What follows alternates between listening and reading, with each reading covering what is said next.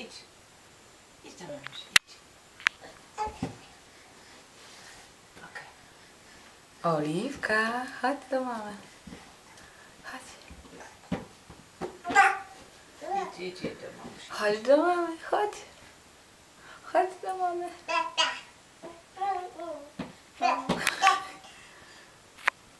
Idź do mamusi, idź. Oliwka. Chodź do mamy, chodź.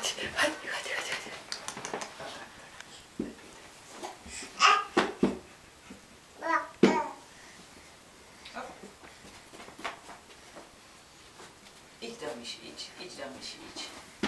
Idź do misi. Za ciężka dupa? Zesrała się?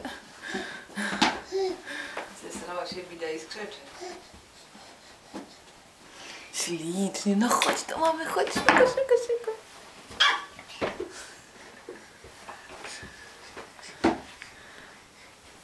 No ślicznie. Gimnastyka zaliczona. Skrwawiłem.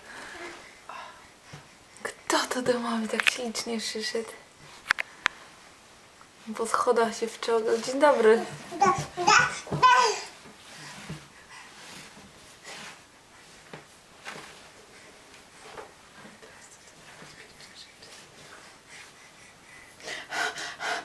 Oliwia, chodź do babci. Idź do babci, chodź, Chodź, Oliwka. Ola. Oliwia, idziemy, chodź. Chodź do babci, chodź. Chodź, dalej. Chodź,